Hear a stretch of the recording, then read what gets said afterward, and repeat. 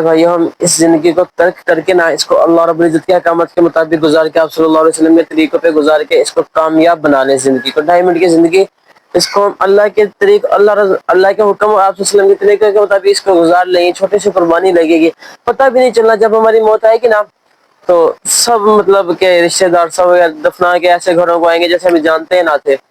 قیامت والے دن بھی جب اللہ رب العزت پوچھیں گے نا تم نے دنیا میں کتنا وقت گزارا, تو ہم کیا کہیں گے کہ اللہ کوئی 2.5 منٹ 2 منٹ کوئی 1 گھڑی مطلب اتنا ہی گزارا ہم نے, تو پتہ ہی نہیں چلنا وقت کا کتنی جلدی وقت گزر گیا بھائی. اسی لیے سب سے پہلے تو کوشش کریں کہ 5 وقت کی نماز ادا کریں جو کہ ہم سب پہ فرض ہے. نماز تو ہر کسی پہ فرض ہے بھائی, نماز تو لازمی پڑھے جو مرضی ہو جائے. نماز کسی حالت میں معاف نہیں ہے, بیماری کی حالت میں موت کے قریب آپ تب بھی آپ کو معاف نہیں ہے. بھائی نماز تو معاف نہیں ہے, بالکل بھی معاف نہیں ہے. اس کو ہم وقت پہ ادا کرنے والے بن جائیں تو جس شخص نے نماز ادا کر لی نا تو انشاءاللہ وہ ایک نہ ایک دن تمام برائیوں سے چھٹکارا ضرور حاصل کرے گا. کیا اللہ پاک فرماتے ہیں قرآن پاک میں ان الصلاۃ تنہی عن الفحشاء والمنکر, کہ بے شک نماز بے حیائی اور برے کاموں سے روکتی ہے. تو ایک دفعہ نا اللہ کے ایک صحابی نے اللہ کے نبی صلی اللہ علیہ وسلم سے عرض کیا, اے اللہ کے نبی ایک آدمی ہے وہ ساری رات دن کو نمازیں پڑھتا ہے اور رات کو چوری چکاری کرتا ہے. تو اللہ کے نبی نے فرمایا انشاءاللہ ایک دن ان قریب اس کو نماز اس کے برے فعال سے روک دے گی. تو یار جو شخص نماز ادا کرتا ہے نا, مین چیز ہے نماز. سب سے پہلے نماز کے حساب کیا جائے گا, جس شخص کی نماز اچھے اور پورے نکلے تمام اعمال پورے نکلیں گے. اور نماز جو وعدہ کرتا ہے اللہ رب العزت نے اس کو جنت کا ٹھکانہ, اللہ رب العزت اس کی ذمہ داری محفوظ لیتا ہوں کہ اس کو جنت میں داخل کروں گا. اور جو شخص 40 دن تک تکبیر اللہ کے ساتھ نماز پڑھ لے تو اس کو کیا فرما رہے ہیں کہ تو اس کو 2 پروانے ملتے ہیں, ایک نفاق سے بری یعنی وہ منافق ہو کے نہیں مرے گا, اور ایک جہنم سے چھٹکارا. جس کو یہ 2 کام مل گئے جنت سے چھٹکارا تو بھائی وہ تو کامیاب ہے, دنیا میں بھی کامیاب ہے اور آخرت میں بھی کامیاب ہے.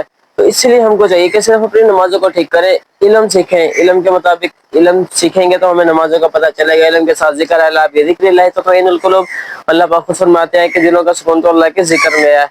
تو اسی کے ساتھ میرے بھائی اکرام مسلم ہے کہ ہم چھوٹوں کا ادب کریں, علماء اکرام کی قدر کریں, بڑوں کا ادب کریں. اور اللہ کے نبی کا فرمان اس کا مفہوم ہے کہ جس شخص میں 3 صفاتیں ہیں وہ میری امت سے نہیں. تو اسی کے ساتھ اب اخلاص سے نیت جو کام بھی کریں خاص اللہ کے رضا کے لیے کریں. آپ نیک کام کریں, صدقہ کریں. تو فرمایا کہ جو شخص ایک کھجور بھی صدقہ کرتا ہے نا تو اللہ رب العزت اس کا اجر بڑھا چڑھا کر پہاڑوں کے بقدر دیتے ہیں, جس میں جو اللہ کی رضا کے لیے کیا گیا ہو. لیکن جس میں ریاکاری ہو نا وہ قیامت کے دن پکڑ کا باعث بن جائے گا.